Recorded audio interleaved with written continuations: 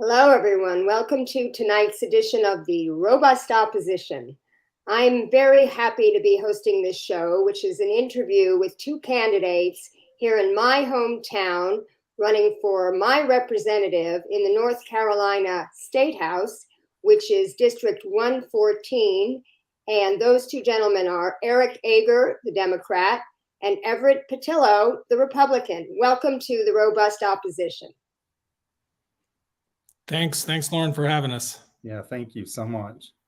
Sure. Well, this isn't going to be, like a typical candidates forum where you have your opening statements and everything super formal. I want to kind of try to have a conversation. So while I will have questions, please feel free to jump in and make a follow-up point, or if your opponent makes a point that you want to address, you can address that. And because I'm not doing, an opening statement type of thing, I am going to start with allowing you to introduce yourselves, talk about your background, your personal, your educational, your professional background, a little bit about your family. And we'll start with you, Eric. Great. Well, thanks, Lauren, and thanks, Everett, for being here. I grew up in Fairview at Hickory Nut Gap Farm. And I went to Reynolds High School. After graduating, I went on to the Naval Academy and spent a 25-year career in the Navy, mostly as a helicopter pilot. But then sort of towards the end of my career, I did a lot of work in international relations and spent time overseas, primarily in Turkey, Germany, and while in Germany, I spent time in Ukraine. I'm married. I've got 4 kids who are all, back here in Western North Carolina. They grew up all over the world, but we certainly moved around a lot and really, got to see a lot of the country and a lot of the world. After coming back here for in about a year and a half ago, I jumped in to help out on the farm, and I've been working to run the farm here for the last year, and really, reconnecting with the community here in this great place that we all live. And I feel very fortunate to be able to come back to the Fairview, Asheville area, and it's and to have lots of family and friends here. That's a real gift that I'm excited about. And I'll leave it there for now and let Everett go. Yes, and I want to tell the viewers that you guys are childhood friends. And maybe you could talk a little bit about that, Everett, after you talk about the answers to my opening question. Okay. Well, I'm typically what Eric said. I grew up in Fairview, lived off Emmis Grove Road. When I was growing up, I loved baseball. And I'd like to point out that my first baseball coach was actually John Ager, Eric's father. I didn't point that out before, but that's what makes you, from a young age all the way up through. I was lucky enough to earn a scholarship at a college called Hiawassee College in Madisonville, Tennessee, small Christian college. Went to Montreat College, and then actually had the chance to play professional baseball. Luck has it, I blew my arm out. I played a couple years, and I was lucky enough to have a business degree to fall back on. Once I'd done that, my career took off. I've managed for several large corporations, family-owned businesses. I grew up farming. And a lot of the stuff that I've managed while I've done it, I learned trades. I can mechanic, I can weld, I can farm, lay tile, construction. All this I learned because I wanted to know who I was managing or know how to do it, honestly, to better myself and save money. Currently I live in a Black Mountain Broad River fire district area. I am engaged and I have 4 children, and we live on the side of a mountain, kind of in the middle of nowhere. And, it's great out there. Technically I'm still neighbors with Eric, and, I love the family and love being part of the community, and the Fairview community's always been a family. So thank you. Yeah, just Oh, Lauren, if I could jump in real quick, just to jump say, in.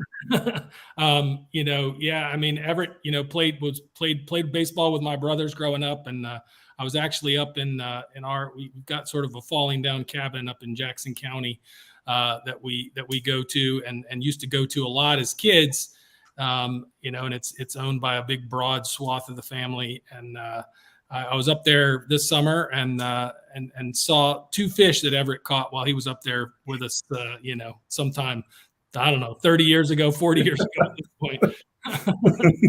What, you have them mounted on the wall or something? You sort of draw the outline on the wall and put your name in the middle. Yeah.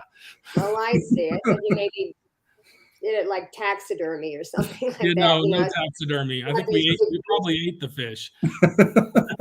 I know we ate the fish. So my next question is similar.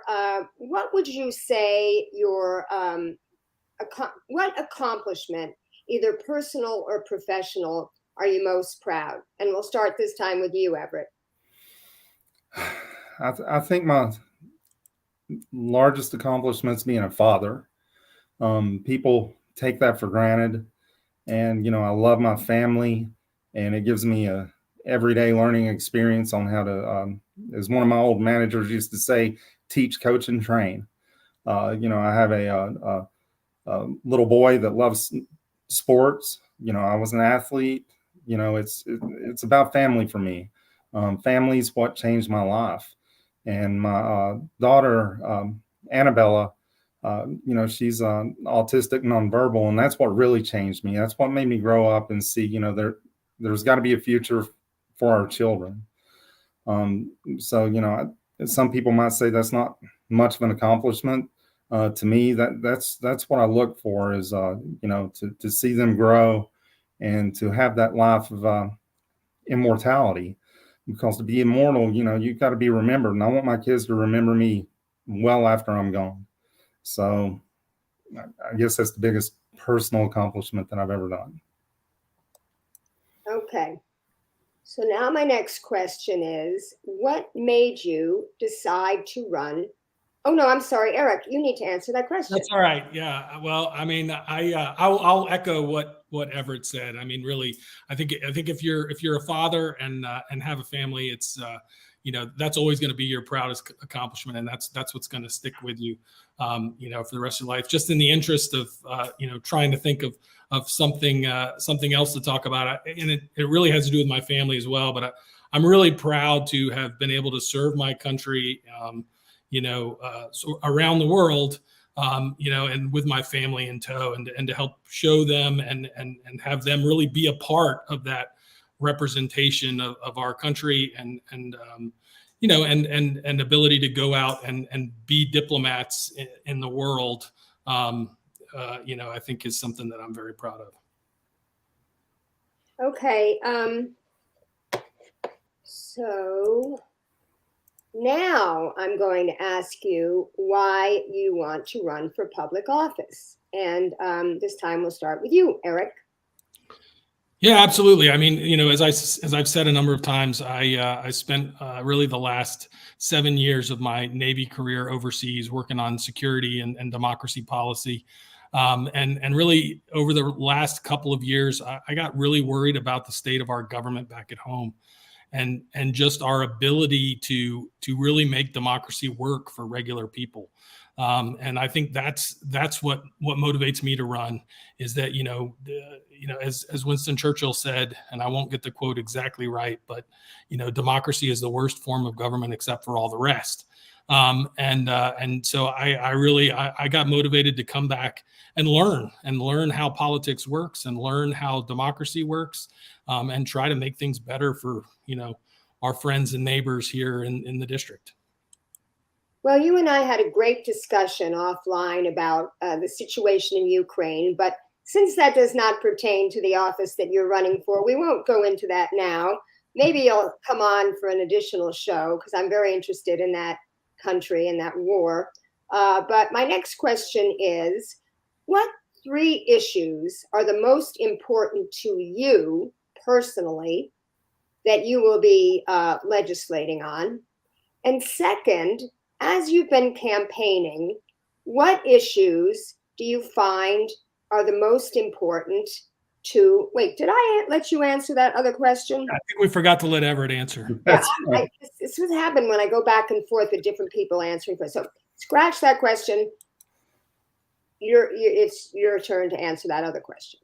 Okay, can you repeat the other question again? Because I started absorbing what you were going through there. Yes. Why do you want to run for office? Okay.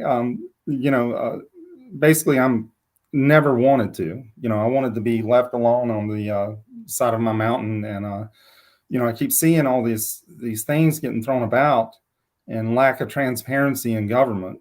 And it doesn't just come from one side; it comes from both, and it's not all of them, but the whole issue is that people need to become more involved, and they need a voice for the people.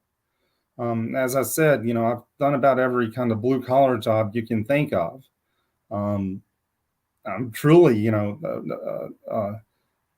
voice and a face for the blue collar worker that's been neglected, that gets taxes thrown at them with no explanation. That when they go to a meeting, that they're cut off because it doesn't matter. We've already made this decision. And you see these corporations and these super PACs, dump so much money in these politicians just to get their way. And, I'm basically fed up with it. And I think there needs to be a voice for the people and a voice for reason for the people. And that's why I'm doing it, for my neighbor, for my family, and for everyone that I've ever been in contact with. And that's the only reason I want to do it, is just to see if we can get things back on track to where we're more agreeable with one another, as opposed to fighting all the time over issues that, let's fix the simple. Let's just fix the simple first, and then we'll get everything else rolling. But that's why. Something you said resonated with me because, I just happened to share today a Princeton study from a few years ago that says we don't really live in a democracy. We live in an oligarchy because politicians are beholden to the wealthy people and corporations who contribute to their campaign. And that's whose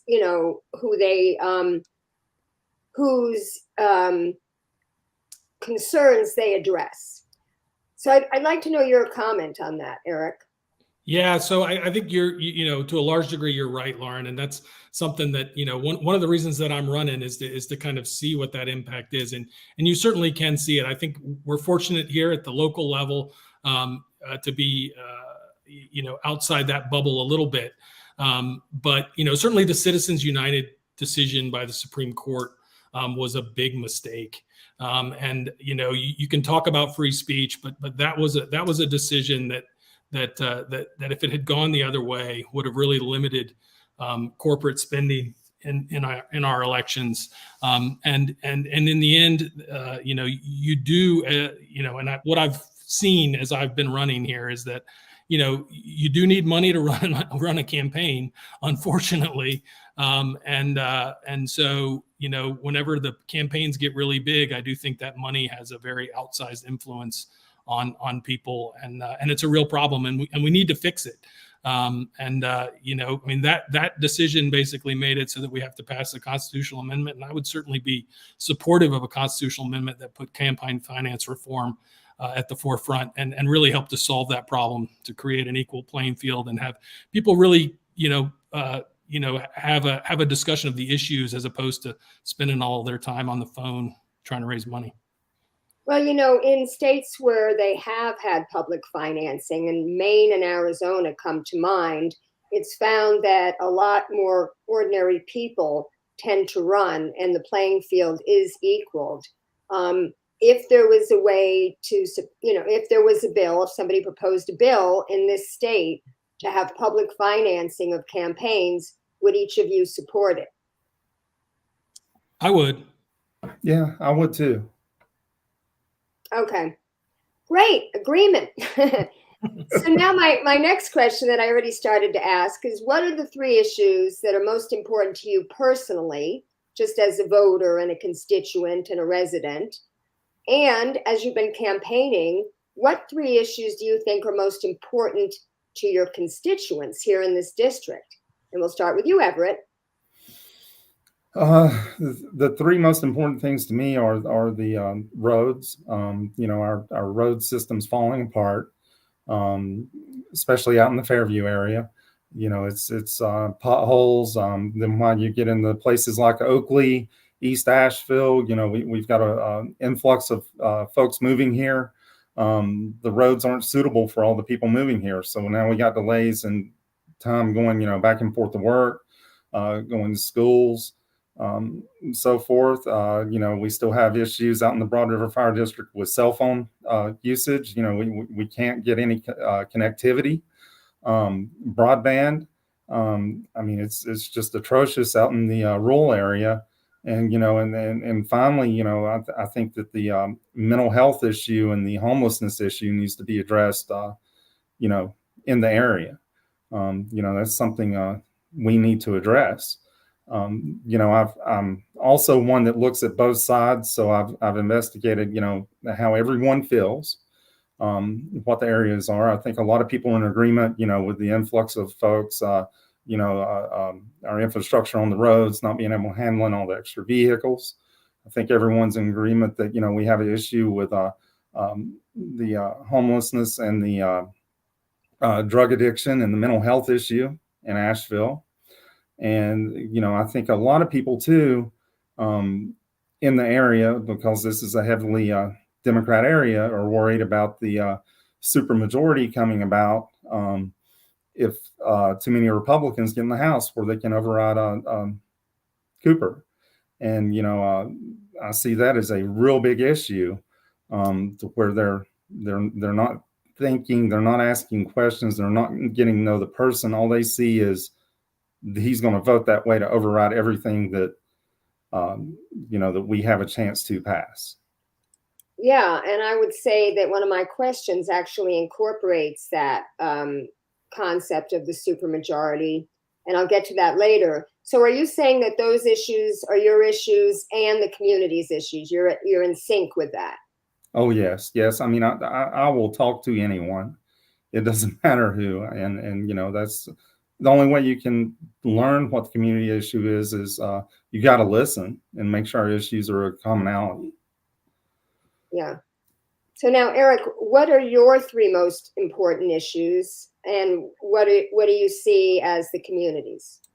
So, one of the things that strikes you when you start thinking about this job is the scope. And so I think this is a really good question to dig in on sort of what you're focused on. And the three things that I talk about as my issues are accessible, affordable mental health care, which, I had a cousin who committed suicide last summer, and obviously that has had a huge impact on the family. And really those kind of things in a lot of cases can be solved if we can just get a mental health care system that is, that's accessible to people.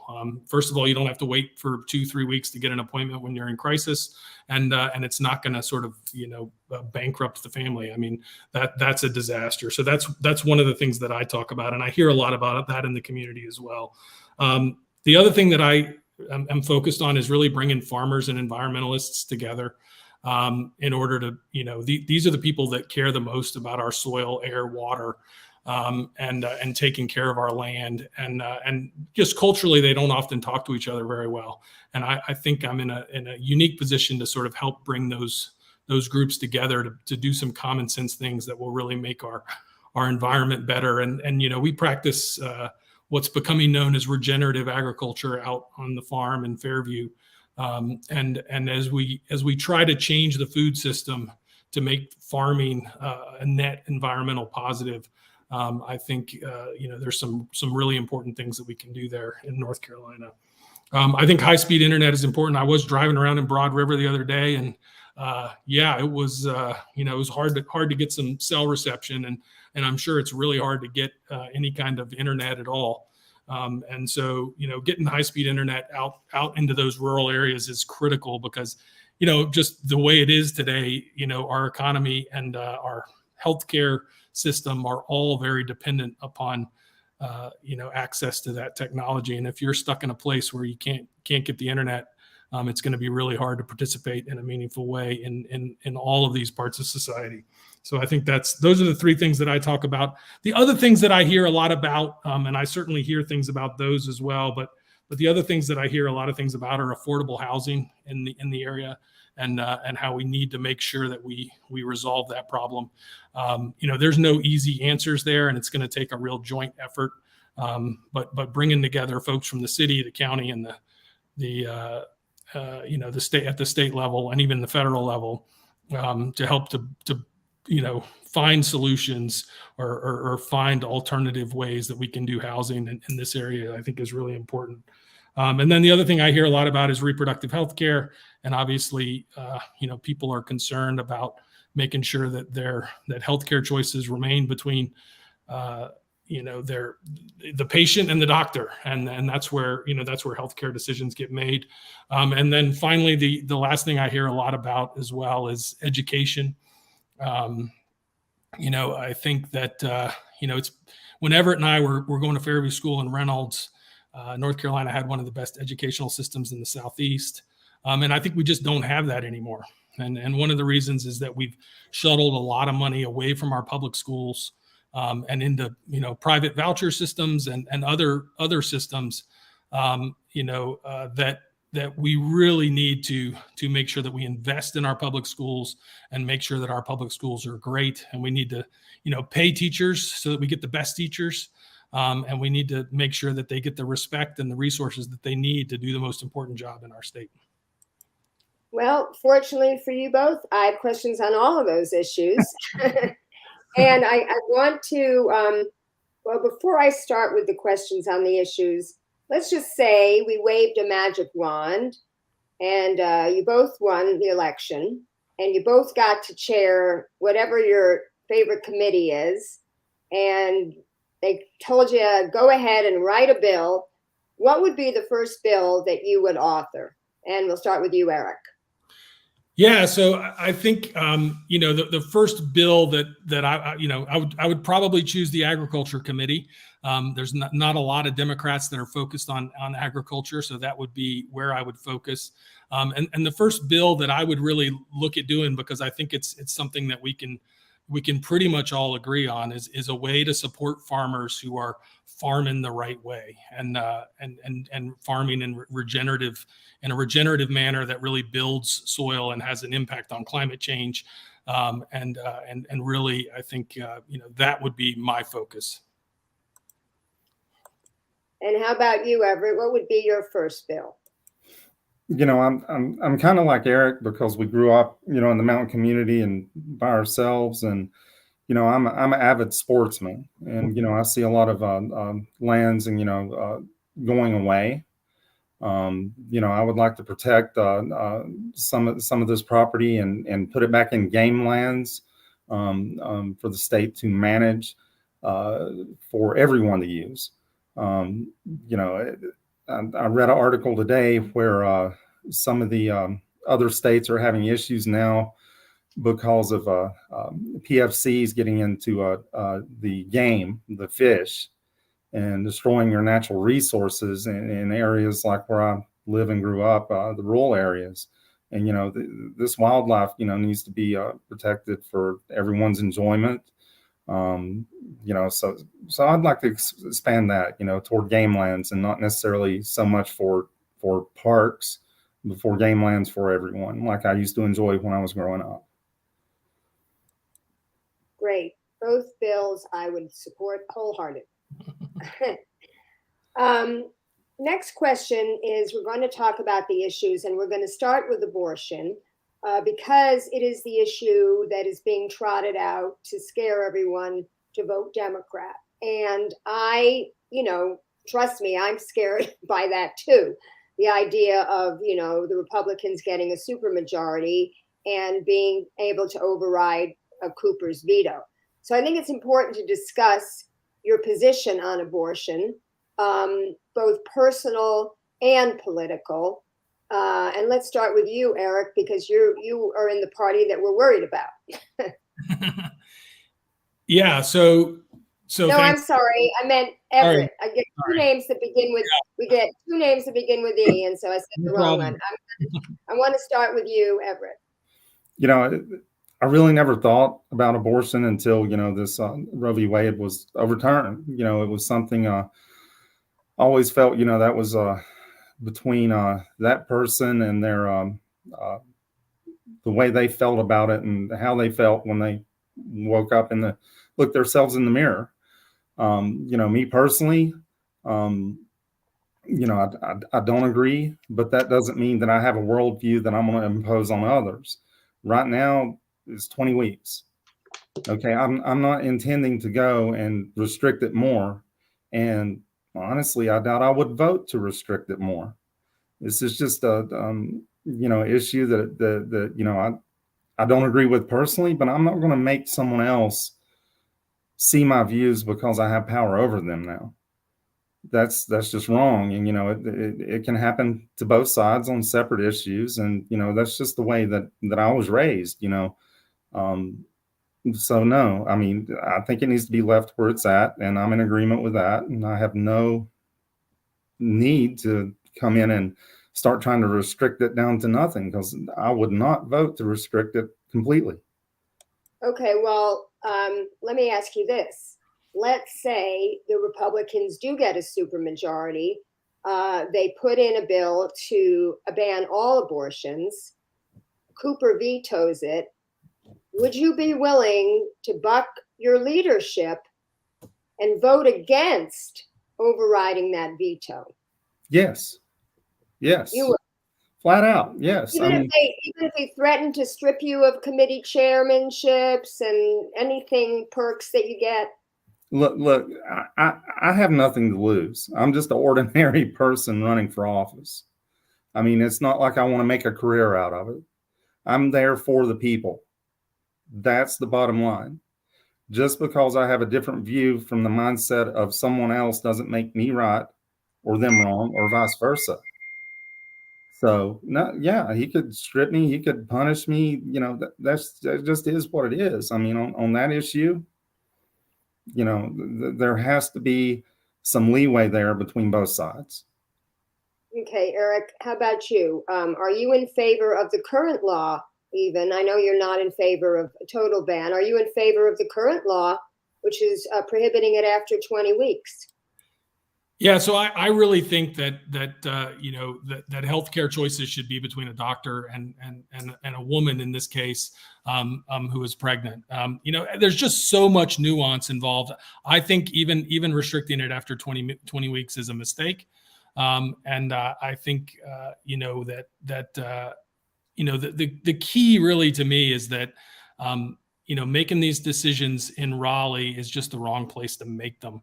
And we really ought to be, you know, I mean, these are hard decisions that people need to make, you know, with the people that they trust the most and their healthcare providers, and really understanding those situations. There's no one, you know, situation that is the same. And to think that we can understand it all, you know, each of those individual systems and make good choices in Raleigh, I think is a mistake. So I think that kind of legislation is a mistake. And I think the current ban is you know, after 20 weeks is also a mistake.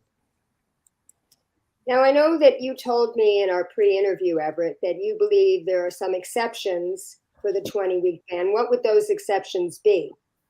Well, I mean, it's like Mr. Ager just said, you know, you can't, there's so many exceptions. I mean, what if a child was kidnapped and raped, and then on the 21st week they were discovered and she's pregnant and the child's 12 years old? Right. Okay. I mean, that's an exception. What if, you know, there's some kind of weird health issue where everybody's going to die? That's an exception. You have to make exceptions. You know, it's because even though I don't believe in it being used as a form of birth control, but I believe it being used as women's health. So that's part of women's health.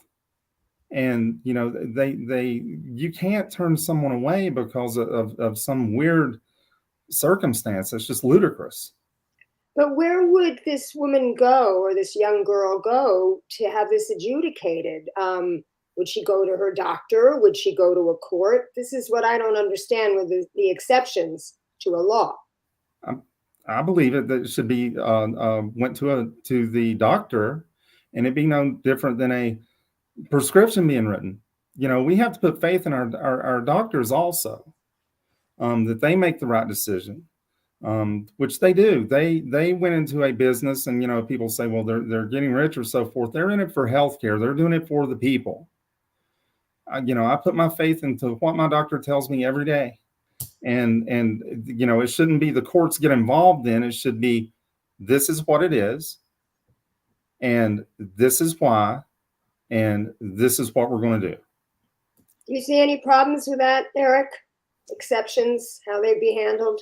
No, I mean, that's why I think the legislation is a mistake, because I do think that, you know, just logistically, you know, creating some long list of exceptions trying to create a law that can govern all these situations is just really hard to do. And that's why I think it's a mistake. Okay, moving on. You know, you were talking about health care. I personally believe abortion is health care. I don't see women, by and large, using it as a form of birth control by any means. Neither of you mentioned the cost of health care, which is a national concern. It always is coming up in people's top concerns. Neither of you are hearing that as you traverse the district? People not being able to afford health care. I mean, you know, I think we certainly do hear that, and I'm sure Everett has heard that as well. You know, and that's part of, you know, mental health care, and our healthcare system, you know, clearly doesn't work very well, and we have specific problems here in Western North Carolina. You know, so I mean, I think we are hearing that. I think there's some really exciting alternative efforts that are being worked out, and business models and that sort of thing. I've visited with a clinic in Broad River, actually, sort of set up in the fire station there, or in the town, the community center, and with Lantern Health in Asheville, where, you know, I think we need to change our business model in healthcare from a fee for service model to a fee for taking good care of people, and really change the incentives so that healthcare providers are incentivized in order to keep people healthy, as opposed to keep people, you know, coming back, I guess. And so I think, you know, these alternatives, basically, you know, they're a monthly fee, and then you can come as many times as you need to the doctor, and so they have a real incentive to keep you healthy, so you're not coming back every day. You know, and again, that doesn't often solve the catastrophic problem, but you know, for catastrophic healthcare problems where you end up in the hospital and people go bankrupt. But it's crazy that we have lots of families in this area who don't have health insurance, and if they have a serious healthcare emergency, that basically their choice is to you know, to just go bankrupt, and that's crazy, and we need to fix it. And it's bigger than just the state, but the state can play a very significant role in making sure that we have enough providers, and that we allow alternative approaches to healthcare to flourish. Well, you might be surprised to learn that the vast majority of medical bankruptcies are people with insurance. Well, so, that's true. That's true. In my opinion, you know, as someone who's been an advocate for Medicare for All since 2004, the Affordable Care Act only forced you to buy a private product that you can't afford to use. With the co-pays, the deductibles, the premiums, you know, people just, they have insurance, but they're not going to the doctor. I know it's not something you would vote on, but if you were in the U.S. House, Eric, would you support Medicare for All? And of course, now in the North Carolina House, will you vote for Medicaid expansion? So there are two questions there. Well, yeah, certainly Medicaid expansion in the North Carolina House is an easy answer, and we should have done that 10 years ago. And really, that's a great example in my mind of an issue that everybody knows was a good idea, but because it got politicized and was associated with a Democratic president, people fought against it. And so, certainly I think that's an easy answer. Medicare for all. And I will admit that I think the healthcare system is very complicated, and I am not an expert by any means. I've had a lot of conversations over the last 6 months about ways to fix it. And I think Medicare for all is certainly worth exploring.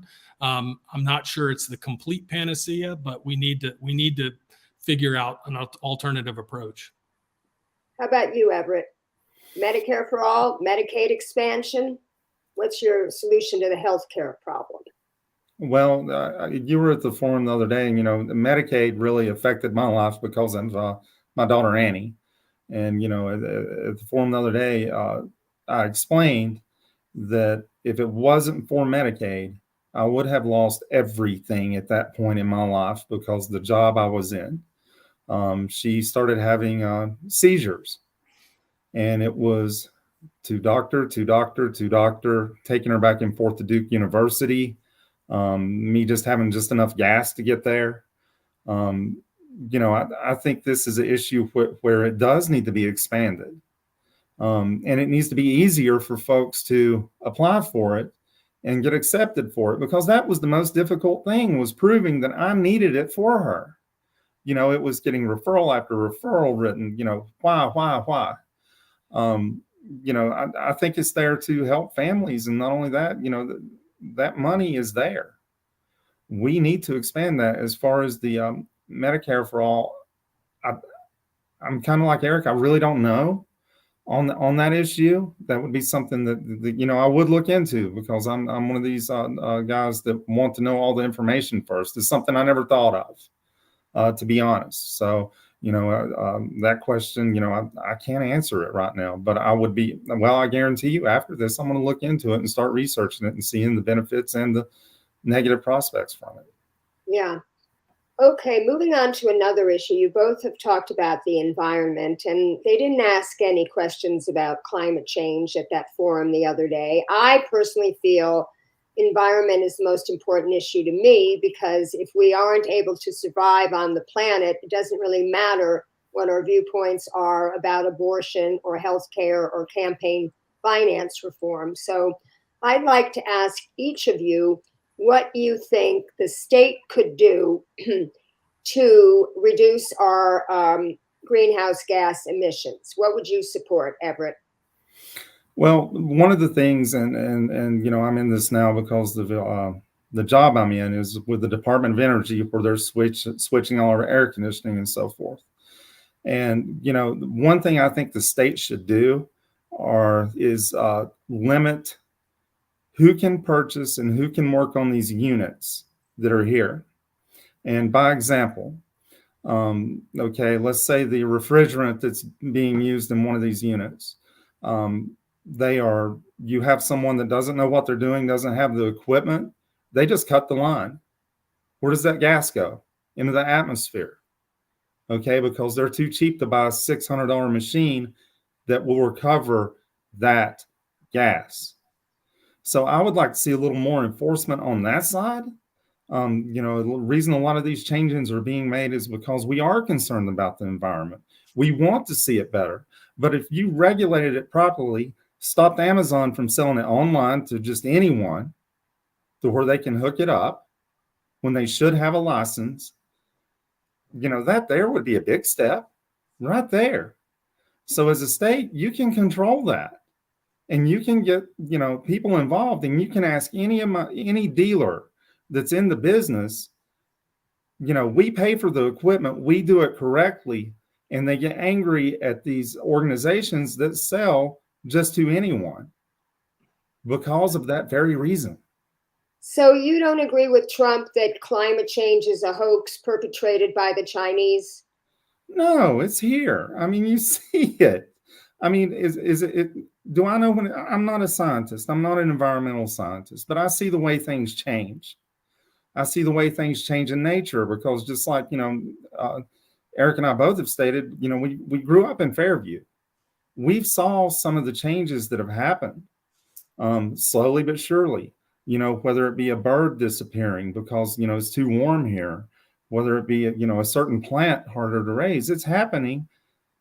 Let's head it off now, but let's do it intelligently, and let's do what we can control first. And I think the first would be that. Okay, that's a small example. Eric, do you have any bigger examples that you might want to? Yeah. So, I mean, I really think this is the existential issue of our times. I mean, as you pointed out, other issues don't really matter if we turn this into a boiling planet, which obviously the timeframes are long. But I think the things that we need to do, I think we've got to shift to renewables, as quickly as we can. I think we've got to push our big power companies to do that, and Duke Power needs to move a lot quicker than they are. And I understand that there's a lot of technological challenges to doing this stuff. It's not easy to switch, and it's expensive, and it costs money. But the state can play a role both in providing resources to make those switches, and as well as really putting pressure on our utilities to do that. It's important that we don't, send electrical prices and energy prices through the roof, but this is really important. And I think it's a real economic opportunity for North Carolina. For some reason, we do have folks in our state government who are beholden to the interests of, the oil and gas industry. And really that doesn't make any sense in North Carolina, because, we ought to be the renewable hotbed in the Southeast. Where we're figuring out how to do this. We're building jobs, and we are the leaders in this new industry. It's coming whether we like it or not, and we need to be at the forefront of that and really make North Carolina and really even our region here around Asheville and in Montgomery County, where a lot of this work is going on. There's a lot of people doing some really incredible things on the scientific front and on the business front. My brother Douglas runs a solar company that he started with our cousin, and they're doing a lot of residential solar. But the utility companies make it harder, and they really so we really need the state government to lead in that renewable revolution, because it's coming, and North Carolina can really it can have a big impact on North Carolina economically, and we can really grow that industry. Well, you mentioned Duke, and I had a question about that, because I attended and also live streamed the rally outside of the hearing for the carbon plan that the North Carolina Utilities Commission inexplicably asked Duke to write. Okay, this is something they're charged with doing to try to reduce our carbon emissions, and it's kind of like giving it to the fox to guard the hen house. So they came up with these 6 plans, none of which involved the kind of renewables that you're talking about, Eric. In fact, they all involved more fracking over the next 30 years, which is exactly the time period that we need to be stopping fossil fuel extraction, because fracking releases methane, which is 86% more potent a greenhouse gas than carbon dioxide. So they have things in there for small modular nuclear, which is unproven, carbon capture and sequestration, which is unproven, and there's an alternative plan that was written by, I guess, the NRDC and the EDF, 2 big environmental organizations, basically saying, let's, try to do the whole thing on renewables without any more fracking, without any more of these these unproven technologies. So the Utilities Commission has until the end of December to decide which way they're going to go. And Julie Mayfield, who's a Democratic state senator from this area, seems to think that because the commission is appointed by a Democrat, they're mostly Democrats, they're going to go with the more environmental plan. But what if they don't? Do you think, this is a question for both of you, that maybe, even though Duke is what they call a regulated monopoly, if the regulators aren't doing their jobs and they're what's called captured by the industry, then maybe we should take over Duke Power and have public power, like the city I came from, Los Angeles. We owned our power company. It was called Los Angeles Water and Power. It was a municipally owned power company working solely in the interests of the people. Do you think that if the Utilities Commission does not do their job and we see them approving this plan involving more fracking, that maybe the state should take them over? We'll ask you, Everett, first. You know, there's some townships in North Carolina that actually own their own power sources. And what usually happens is if it was regulated properly, and the local government supported it, I'm in agreement, but it seems like that a lot of cases it gets mismanaged and the money that needs to go to it for updates and so forth gets moved. But no, I think it's a great idea. I would rather us be more independent on ourselves for the area and other townships around us do it for themselves also. Duke Energy has a ton of power and a ton of pull in North Carolina. When I spoke earlier and said, you know, corporations get involved, I think that's one of those corporations that gets involved. They are not for the people. They are for the profit.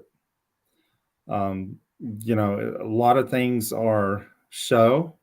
You know, even the coal ash removal, I was actually with a corporation that worked on the vehicles that removed the coal ash. And it was ridiculous that had gotten so far out of hand and what they had to do because no one held them accountable. No one held them accountable. Now they had an issue. Now they had to hire an external company to remove that coal ash and take it somewhere and bury it. So, yeah, I would be in support as long as it's managed correctly by the local government. Yes, give us more independence on ourselves to make those decisions. Eric? Yeah, thanks, Lauren. I mean, I was at that rally, or you know, I saw the rally as well, and I was at that public hearing with Duke Energy, and it really was, you know, what struck me at that hearing was that I don't even know the total number of people that did speak, but it was a large number of folks, and not one person was supportive of the Duke Energy plans. And you know, but at the same time, I was struck by the fact that it was such a formal setting, and that there was really no give and take, and no ability to have a real conversation. It was just kind of, you know, I wondered if it mattered, and that's one of the things that I'm trying to learn as I go through this process. You know, I think you know, privatizing, you know, companies, you know, that's something to look at. I mean, you know, obviously the governor has established some very lofty and important climate goals by 2030 and 2050, and we need to make sure that we're meeting those. And we need to force you know, the public utilities and any, you know, private and utilities to get on board and make that happen. There are economic challenges. I mean, you know, there's logistical challenges to doing all these things. And, you know, I've been, you know, I've spoken to folks up at the French Broad Electric Co-op, which is, you know, sort of does the West and some of Buncombe County, you know, provides power for them. And you know, and we need to bring those folks together and really help them make this transition in a way that will matter. And those co-ops are obviously managed, you know, by the communities as opposed to big companies. So, you know, I don't think there's a panacea here, but I think we've got to be, as a state government, you know, you've got to force people to start moving in this direction. And you know, just naturally, inertia is powerful, and it takes a lot of leadership and a lot of effort to push people the right direction. You know, it's interesting. There's a hybrid form that's not public power, that's not regulated monopoly in California called community choice energy. And it's where local communities, as you were talking about, Everett, band together and form a nonprofit, and they buy the solar or the wind energy directly from the producer. but they still need the utilities, transmission lines to get it to the homes and also to build the customers. And what they found is they're able to get more renewables for less cost. So that's an idea to introduce. Yeah, absolutely. Yeah, community choice energy. So there's some other things that the state could do that they do in California that they don't here, which is, for example, providing a state rebate for an electric car. Because, you know, electric cars are expensive, even though they're coming down in price. The federal government gives you a $7,500 rebate. California state gives you a $2,500. When I moved here, I found out that North Carolina does not do that. Would either of you be in favor of a state rebate for electric cars? Yeah, I would be supportive of a rebate for electric cars and for, solar panels and electrical systems on houses, which, even South Carolina has. And so, I think that's the kind of incentive structure that the state government can create in order to help us move more rapidly down the path towards renewable energy. How about you, Everett? Rebate for us, electric cars and for putting solar panels on your house? State rebate? Well, yeah, most definitely. That's part of the choice, and part of being conscientious about the environment. But, it's so expensive and that would help. And that's the reason a lot of folks don't want to try it or don't want to do it, because, it costs a lot. I mean, these things are not cheap. The solar panels aren't cheap. So I'm absolutely for, giving the folks that want that a rebate. Okay, now let me ask you another question that also relates to helping with climate change, and that is being a Dillon's rule state as opposed to where I moved from, a home rule state. For instance, when I moved here, I posted in a group called Asheville Politics, maybe we should do what California just did, which is require that all new homes have electrical appliances as opposed to gas appliances. And I was promptly told, among other things, that you can't do that in North Carolina because it's a Dillon's rule state. And there's a lot of things you can't do because of that. I don't know the mechanism for changing that, whether you'd have to have, if it's in the Constitution, and then you have to have a ballot initiative to change that. Maybe one of you know the answer to that question, but whatever it is, would you be in favor of it? Because home rule obviously gives the more local government, the municipality, more control. And I'll start with you, Eric. Yeah, so you're right, Lauren. It is an interesting governmental model, I think changing it requires changing the state constitution. So it's probably a heavy lift, but I certainly do. I think local politics and local decision making is generally where the best decisions are made. And I think we need to make sure that the state government gives those powers to the local jurisdictions so that they can do those things. I think I would be supportive of doing a look at the way that we organize the whole state. But I'm not ready to commit to sort of any, clear way ahead there, as I'm still learning the process. Everett? This issue was actually brought up with myself and a friend last night, and the way it was explained to me, and he's an older gentleman, is that years ago after the Depression, that basically like Broad River, it used to be Broad River Township. So, you had all these townships, they had their own magistrate, they had, basically they were their own government. And when, people started struggling, they all agreed, let's move it to Raleigh. Let's let Raleigh make these decisions. And he and I talked about it. And I thought, and I told him last night, I said, that's just crazy, because people in Broad River can make a better decision for themselves than, people in Asheville can make that for Broad River, and vice versa. So, I would support looking into seeing what we could do to give more local municipalities and local areas, control back without having to go to Raleigh consistently for these issues to be solved.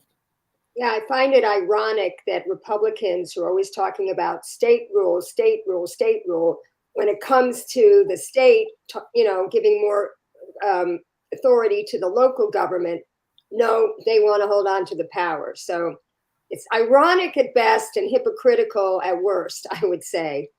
I wanted to go into education because you both mentioned education, and one of you recommended, talked about how we need to raise teachers' pay.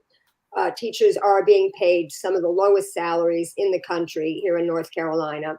And I'm wondering if you're familiar with the Leandro decision, which is a court decision that was based on, low-income children not getting the same kind of education. And so there was a lawsuit a long time ago, and it's been challenged and appealed and re-challenged. And basically what they came up with was this $1.7 billion plan to go into improving education, which would also include teachers' pay. I think I bookmarked the key parts of it here. Let's see, $1.7 billion to be transferred from the state treasury to fund the Leandro School Action Plan. The Supreme Court is going to decide it, but basically it's because the legislature has been balking. They were supposed to give $1.5 billion to the Department of Public Instruction, $190 million to the State Department of Health and Human Services, and $41 million to the UNC system. And it funds such items as a 5% teacher pay raise, principal pay raises, and additional state funding to expand North Carolina's pre-K program and hire more teacher assistants, school nurses, school social workers, and school counselors.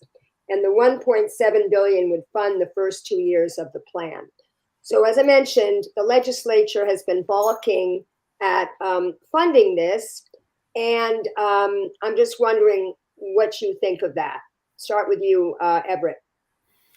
I don't understand why they're taking a step back on this. And, I look at everything, when we first started this, I said my most proud thing is being a parent, and I want what's best for my children. And the parent up the road wants what's best for those or for their children.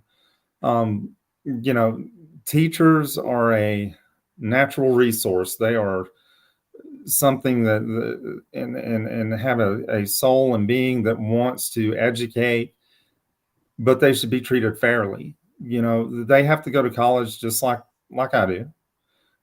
Those that have graduate degrees like I do, they should be paid for that. They're not in it to be rich. They just want what they deserve and good facilities and be treated with respect as opposed to be used as a bargaining chip consistently by politicians, because that's what they are. They're a bargaining chip, and that's not right. Like I said, I have no idea why they're not wanting to fund something like that. Me personally, I would be talking in someone's ear, and I would want to know why, and I would be explaining the reasons why this needs to be done.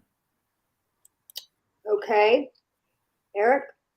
Yeah, I think we need to implement the Leandro decision. I think this thing has been, sort of bouncing back and forth in the courts since 1997, or something like that. And it's caught up in constitutional issues and all of that. But the reality of it is that we need to use part of this huge surplus that we've built up in our state in order to invest in our public education system. Unfortunately, the Republican-led House and Senate have wanted to invest in other things as well, that tend to harm the public education system. And so, to me, it's a clear answer. We need to give teachers the respect and the pay that they deserve. Our most important job as a state is to educate our children. And it's, I think, we often look at this as an expense. It costs a lot of money to pay teachers, and I understand that, but it's not really an expense if, on the business sense. It's really an investment in our future, and we need to look at it that way instead of, just trying to nickel and dime public school teachers. Well, here's a comment from Allison Scott, who works on the state level, and she's also a candidate for city council here in Asheville. She says the reason the legislature is not paying teachers more is they are pushing for merit-based pay. I have my opinions on that. I'll save them until after you two answer. What do you think of merit-based pay, Everett? Well, that sounds more like a corporation, and that's not the way it needs to be ran. I think that pay should be by the community standards. And when I say that, cost of living in Asheville is probably a lot more than in Craven County, North Carolina on the coast. So, we need to make something fair and equitable for the area to which they live, to where they can live and survive, not suffer. The merit system, I don't know why, that just sounds so corporatized to me. And the reason I say that is because I've worked for corporations and I know the merit system well. And that's not what we need to do. We need to make it where it's like it was when Eric and I grew up, when the education was there and people were treated with respect, and move on from there. Eric, what do you think of this merit-based pay system? Yeah, I mean, I think in theory and in when you're talking in big political terms, merit-based can sound awfully good, but in practice it doesn't work. And so I think holding up teacher pay in order to implement some sort of merit-based system that is sort of driven from Raleigh and doesn't understand the hard work that teachers do in the classroom every day is a mistake. Also, it's based on a metric, and usually the metric is the student's performance. And I think it's pretty well known that teachers can only have a certain effect on students' performance, and mostly their background. If they come from poverty, if they weren't read to as toddlers, if they don't have a full meal in their stomach, has a lot to do with student performance. So tying teachers' pay to student performance is really unfair and unrealistic. Now, you talk about, you mentioned the voucher system, also charter schools. These are two things that Republicans love, and even Democrats love charter schools. But charter schools have gone beyond what they were first designed to do, which is to pilot sort of an innovative curriculum or teaching model.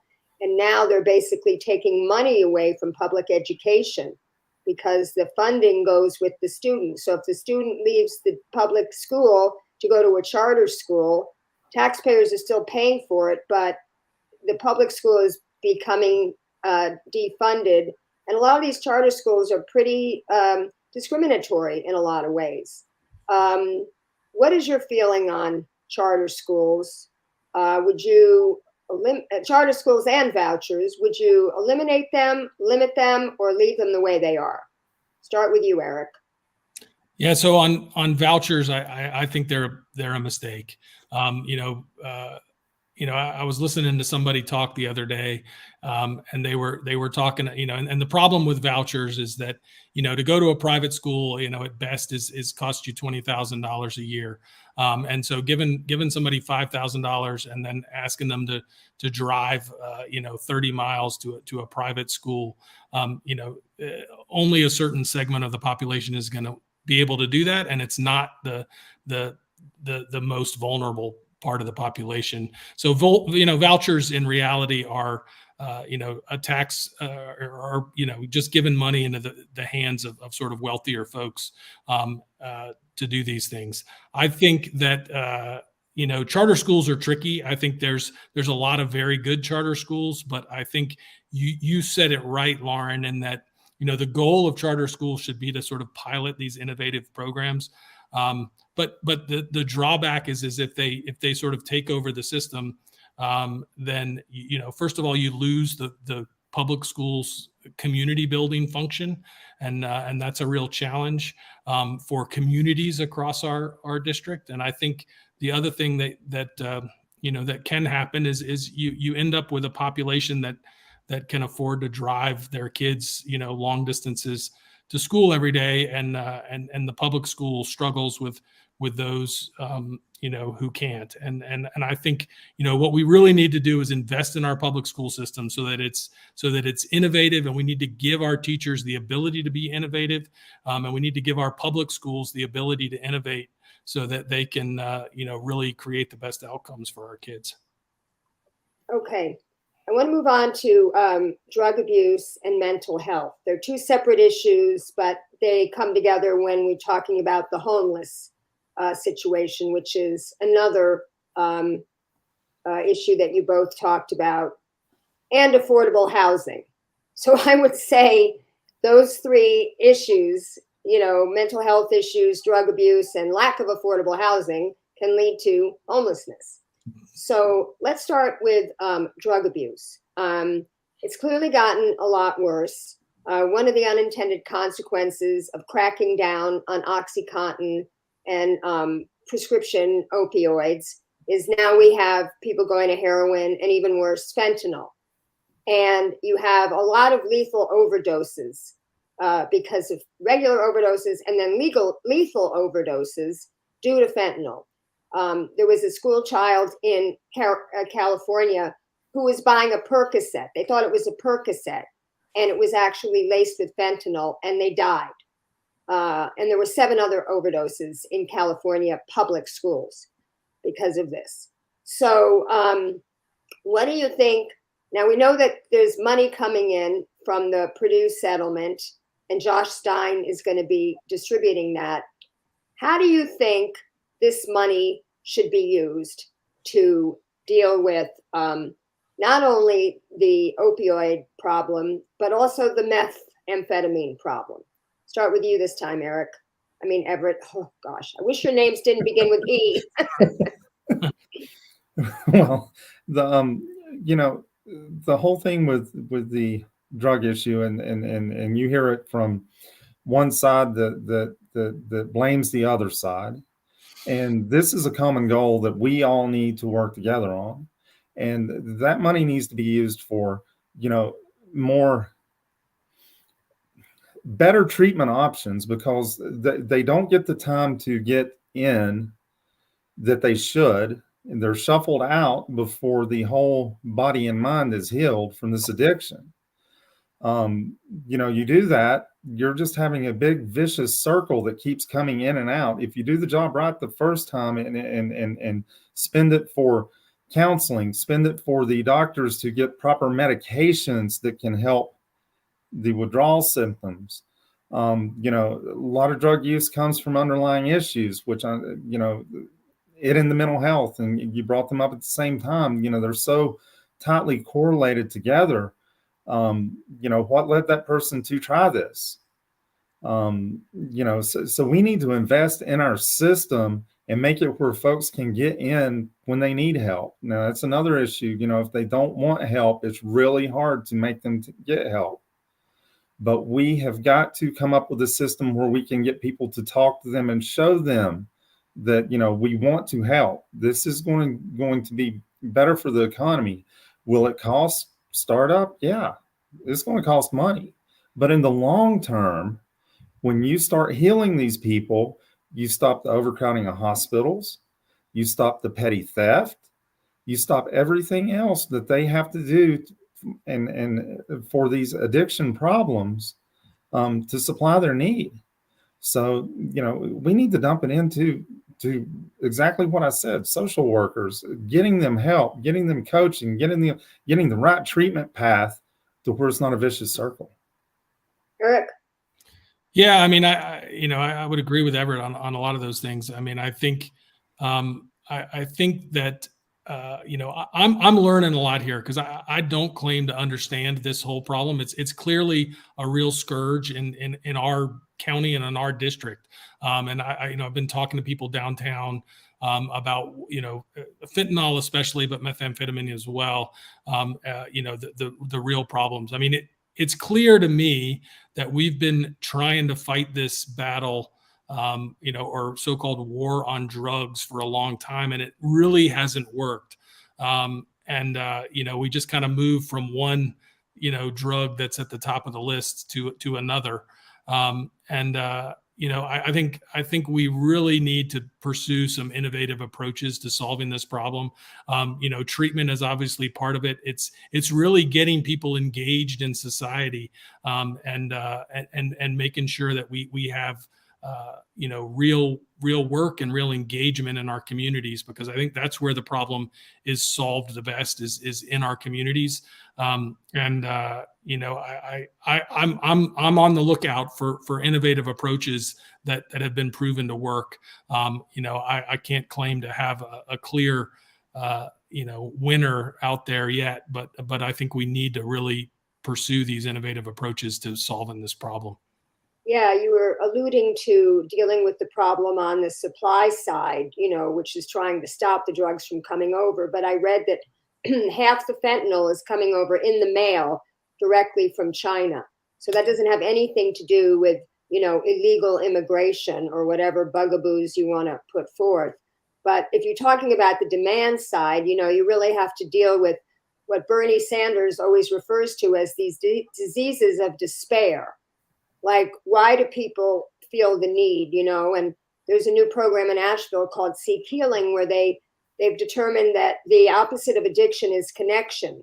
That people really are, striving for human connection, and they're not getting it. And so there are a lot of alternatives that are being discussed. We have some comments here about this one I want you to address. I'm not going to say anything, but I'd like you to address this comment, because I know there is controversy in Asheville with, needle exchange and things like that.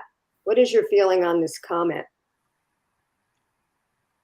Sorry, I'm just pulling up the comments. Oh, let me put it up. It says drug use is easy. Stop giving the addicts free drugs and free things to take the drugs with. I don't know who's giving them free drugs, but I do know that they might be referring to needle exchange with the second part. The leaders are making enablers and supporting the continued use of the drugs rather than stopping it. I don't know how they could stop it, but what's your feeling on this comment? Yeah, I think, obviously there's a lot of different approaches and a lot of different avenues to take on solving this problem. I feel like we've poured a lot of resources into law enforcement and into stopping it, and we haven't succeeded. And that's why I'm really open to innovative approaches to solving this problem, in a more permanent way. Yeah. What do you think of those harm reduction programs like the needle exchange program, Everett? Do you think it enables them, or, also Narcan, that's something they want to give out to prevent these overdoses. Do you think those things are enabling, or do you think those are good things? I don't necessarily think those are enabling. Sometimes I think with like the needle exchange program, I would like to know if they're doing it one for one when they exchange, or if they're just handing, a group of needles. And, the frustration from that comment, and I think that Eric and I both have addressed this, is, people are frustrated because we're at a loss for words right now, because we don't know. We don't know how to fix this issue, but what they're seeing is, what they consider is being enabled. And that's their frustration, because they've been affected some way, whether it be, even my business in Asheville was broken into 6 times, nothing done. And it was to feed that addiction problem. Then you go up the road and you see someone handing out money to the person that broke into my facility the night before that I had on camera. So, I think it's a level of frustration where we have all got to work together to come up with an idea. And that's why that comment was so frustrating, because I get frustrated as heck about it too. But I have no answer. But we've got to work together and communicate and fix this problem. Yeah. Mental health, I used to think it was Reagan that closed all the mental institutions, the asylums that were so horrible. But I found out just 2 days ago that it was actually a bill by JFK. But the idea was always to replace them with community mental health centers, so people could be treated in the communities where they lived. And they never had them, mostly because of NIMBYs, not wanting them, thinking people that had mental health issues were dangerous, similar to the way they think the homeless are dangerous. They don't want the homeless shelters. And also because the state didn't adequately fund it. What is your opinion on whether the state should come up with the money to fund mental health centers in our communities? Eric. Yeah, I mean, I think, we need to have facilities that people can go to and access healthcare. I think it's critical. I mean, we have hospitals and having mental health centers that are available and accessible in our communities where we can work together as a community to resolve a lot of these problems and build connection, as you said. I think that really is the key, and I think that we've had some real challenges over the last couple of years with trying to divide people in politics, and I think we need to work hard, as Everett said, to bring people together to solve these problems. I think mental health care is one of the areas that we could do that, and it's something that I obviously care a lot about. Now, the other issue that causes homelessness is lack of affordable housing. We've seen municipalities try to incentivize builders to build affordable housing through various means, but it's never what they call deeply affordable housing. It's never housing at like 40 or 60% of adjusted median income. Because, quite frankly, building is very expensive, whether it's the labor, the supplies, or regulations. I know you don't have union labor here in North Carolina, which is another question I want to get to, but just paying people what they need to get by. It becomes not something that a developer can make profit on, meaning it has to be a public agency or a nonprofit developer. Do you favor the state, since you're going to be in the legislature, allocating money for actually building deeply affordable housing? Everett. I have no issue with that. I think the state should help. The problem is, like you said, cost of materials right now, even with inflation, folks can't afford to build their own home at the value. The state needs to allocate some monies to help these areas that need help for affordable housing. As a taxpayer myself, as long as it was used properly and the program was adhered to, and I have no issue even my taxpaying dollars going to that. That would be something I would look into and see if we could help some of these counties out and areas out to make sure that the people have a place to stay. But you got to also consider that some of the county regulations, people, some communities are using these mini homes, mobile homes, stuff like that's not been addressed. That's actually, most mobile homes now are built as well as stick and brick and mortar homes, where we could do this for the families and the communities. But it's just not being addressed the way it should. Yes. In addition, there are tiny homes that are mobile, and there's a law in North Carolina that you can't live in them for more than 180 days. But you can actually get a very cute little tiny house for as low as $43,000. But then there's another law in North Carolina that says a tiny house has to be at least 2 bedrooms. Mm-hmm. So right there, they're preventing this kind of housing that that people could even maybe afford without assistance because of these rules. Mm-hmm. So, Eric, what do you think about the state using money to A, build housing, deeply affordable housing, and B, these 2 particular rules that maybe they could get rid of? Yeah, I mean, I think getting rid of the rules, makes good sense, especially statewide rules that don't, allow for local decision making in that regard. I think I think it's going to take a real partnership of across the board. I think it's going to take low income developers. I think it's going to take nonprofits, and I think it's going to take the state in order to make a dent in this problem. Asheville's the most expensive city in the state to live in. And so it's obviously a huge issue here for our constituents in District 114. And so, I mean, I think we really have got to, first of all, deal with the legislative barriers to solving a lot of these problems, which, you did a good job of going through, Lauren. But I think, I don't think there's going to be enough state money to solve it. And I don't think that, I think it's going to take, across the board effort with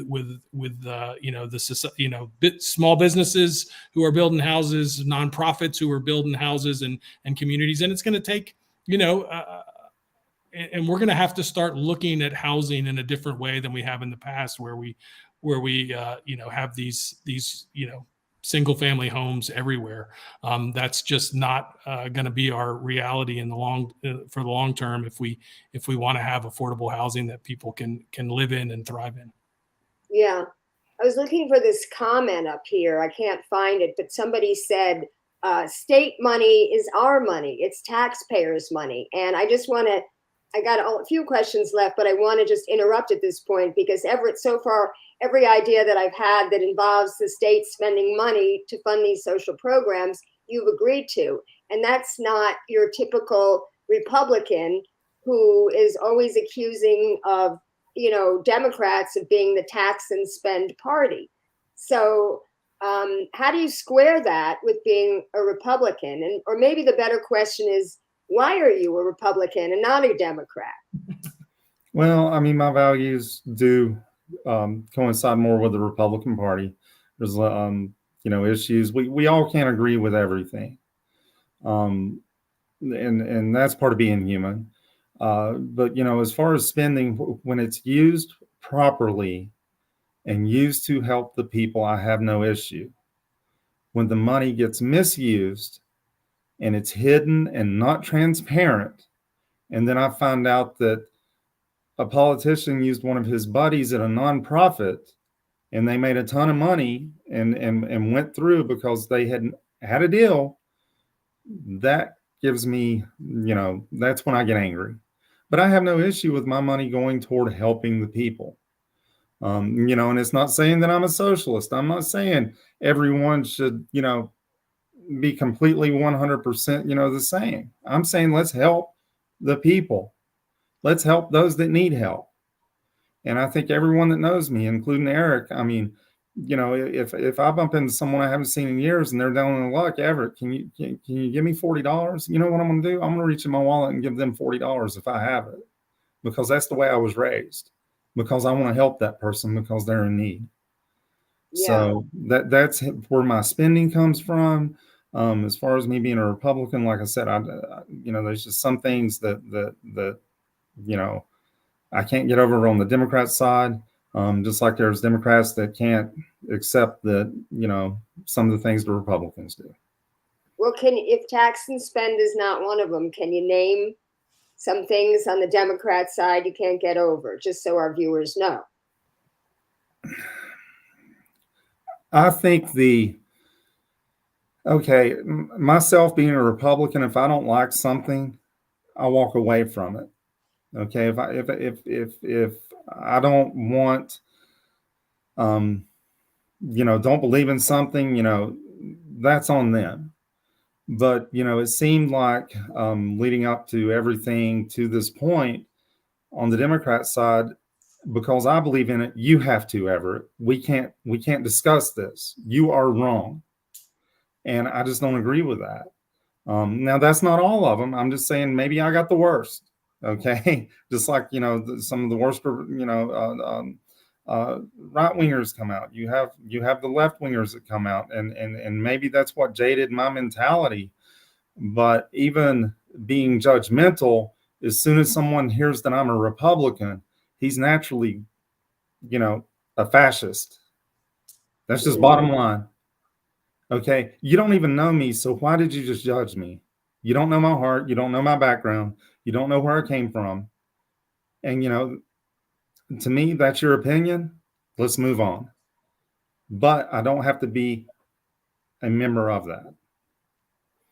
Well, it's interesting. When you don't have a legislative history to research, what do you do as a journalist? You go onto a person's Facebook page. So I went through your Facebook page and I went back.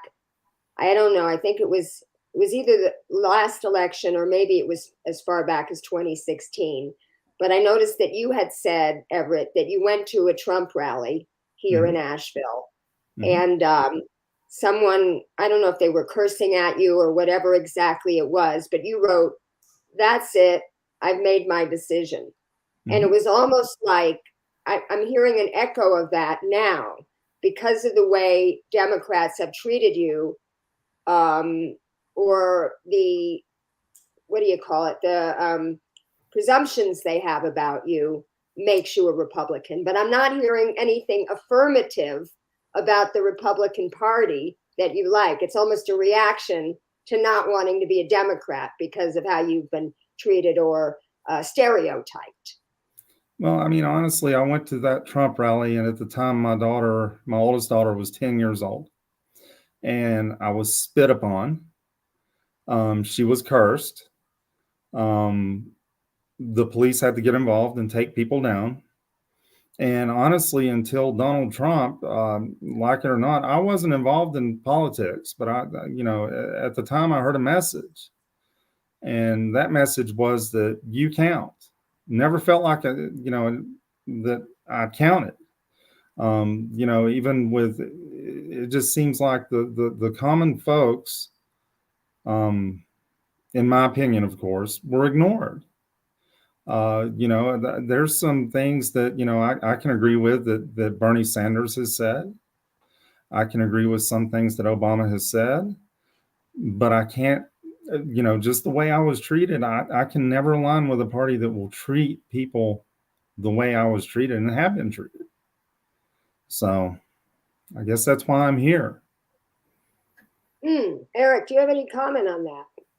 No, I would say that, I think Democrats, and there's, across the board, there's always onesie twosies, but I think Democrats, and the reason that I'm a Democrat is because Democrats really do want to take care of the working folk and the people that do, the real people and solve real problems. I think the Democratic Party at this point is really focused on solving real problems for real people. And I worry that the Republican Party has, slid into a world where they're mostly focused on getting people outraged so that they can win power, as opposed to actually solving real problems for real people. So that's kind of where I stand. I mean, I will say that, I really appreciate Everett's position here and the fact that we're able to have a campaign that's not based on that driving outrage, and we're able to talk to each other. And to me, that's what,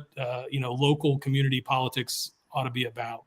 We don't have to agree on everything, but we ought to be able to talk to each other, and we ought to be able to figure out how to make this place a better place for all of us. And so I'll leave it there. Well, I might contest your claim that the Democrats care about working people. I think the Bernie Sanders wing of the Democratic Party certainly cares about working people. And you could see how hard he's supporting all these union efforts right now. Democrats, I think, starting with Bill Clinton, started realizing where the money was coming from. They used to come from unions, but with the decimation of unions in this country, he started to look to Wall Street. And I think that's when it all changed for the Democratic Party. There's a great article about that I'm going to post in the comments so people can read more about this. But getting back to unions, this is one of the final issues I want to ask you about is North Carolina is what they call a right to work state, which really severely discriminates against unions. And the other thing is state law makes it so a local municipality cannot, set their own minimum wages. I mean, Dillon's rule. So, and also that was another thing about affordable housing I was going to mention. That same rule makes it so you cannot establish rent control in a local municipality. So in the area of, would you, if you could change North Carolina from being a right to work state? And would you change that rule that prohibits municipalities from making their own minimum wage? We'll start with Eric. Yeah, I mean, I think we ought to give municipalities the ability to set living wage or set the minimum wage, because communities and cost of living varies across the state, and I do think that's that's a place it's better done at the local level than at the state level, in that regard. I mean, just to go back to your other part of the question, I mean, on the union side, I do think that the right to work effort was an effort to decimate unions. I have been endorsed by the Western North Carolina Labor Council of the AFL-CIO. And, I think that one of the real problems in our economy that we've seen over the last 20 years as union membership has decreased is that, working folks have have gotten steadily lower wages. And we've seen this huge disparity in income, between the sort of wealthiest and the working folks. And so I think, unions play an important role there. They're not perfect, and I'm sure there's always reasons to argue against things, but unions play an important role in our society, and we need to make sure that we're supporting those folks' efforts to organize and to help their companies be better. And what's your feeling about municipalities being able to set a minimum wage or a living wage, and North Carolina being a right to work state? Everett? As far as municipalities, I mean, if they can do it, make it successful, I have no issue with that. The only problem that I would foresee is that's truly a blended, we're more of a purple state. And, businesses, they could up and move out of that municipality if you're given control. So, I see the good in it, because people in that municipality, because of cost of living, need to make a living wage. But, I also see the other side of, as the business owner, if the municipality says you need to pay this worker this, you could lose them. As far as unions and right to work state, I'm gonna be honest with you, there's part of the right to work that has saved me many times, because these corporations want you to sign a non-compete clause. Well, because of us being a right to work state, they can't enforce that.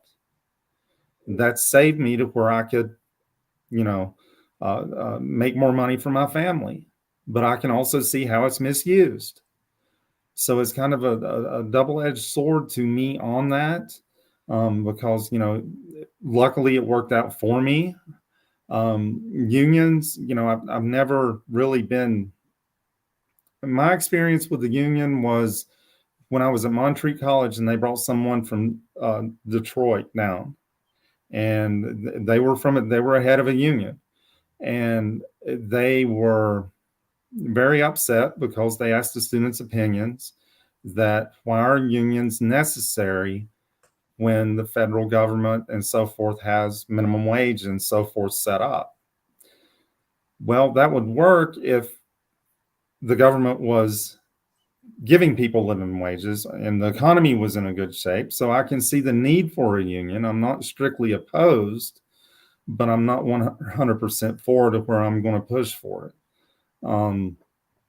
It's like I said, I can see this both sides of this. Just take more thought, and someone like Eric, trying to win me over to his side, or someone from my side trying to win me over to theirs, and give me legitimate reasons where I can get the information and make a good decision on that.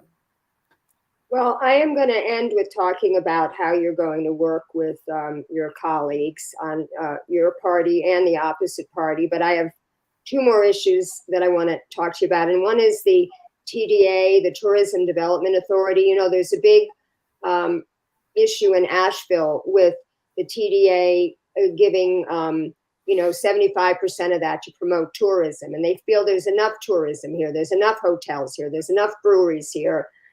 They just finally, after a long time, were able to change it from 75-25 to 66-33.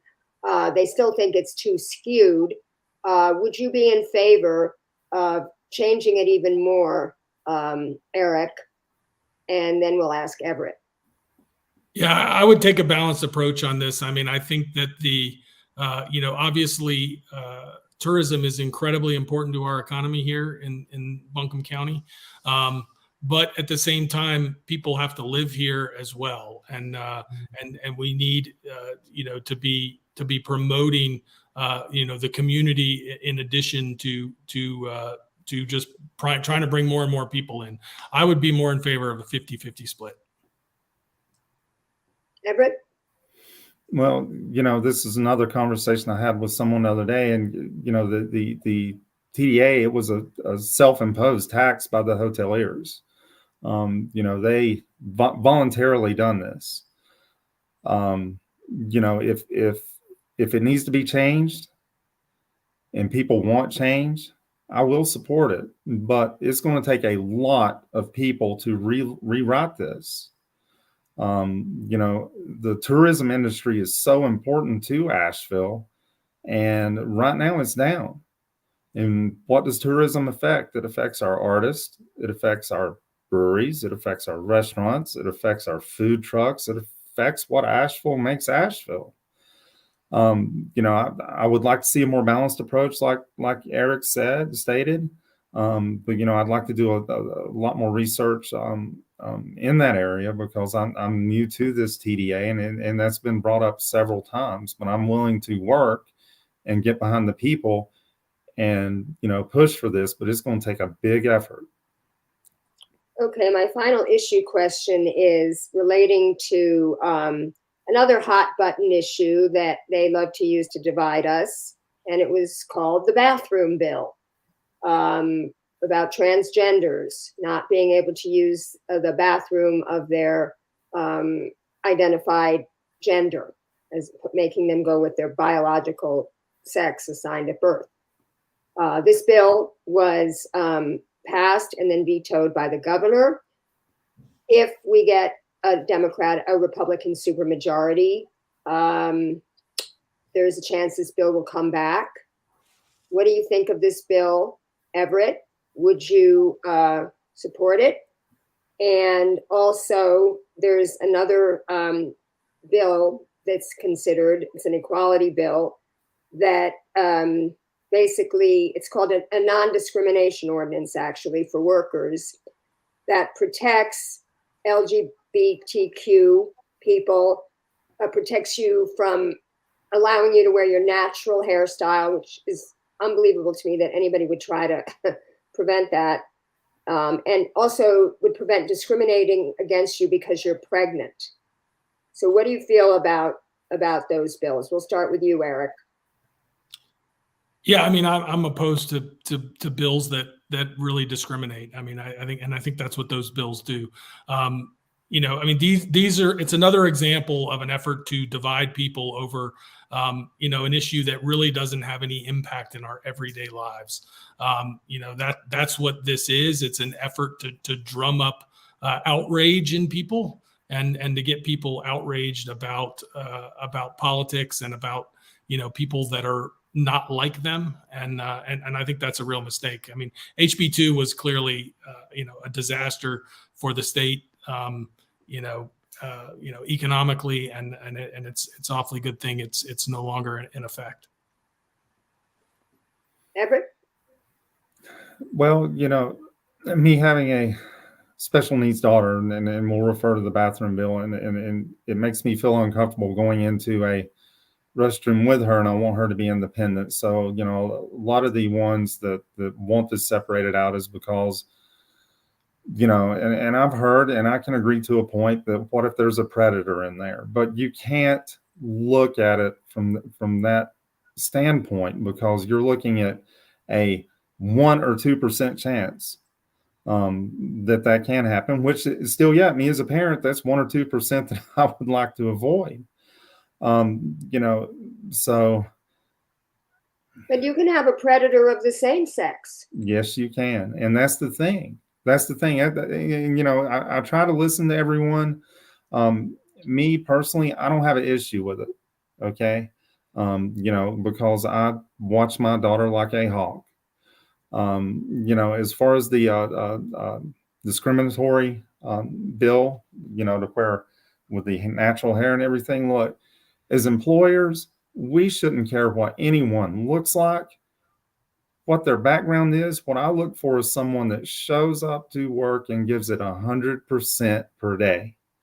And you can ask any employee that has ever worked for me, I treat everyone equally. I work for a great company now that already has that setup for protection as a private company. I respect that.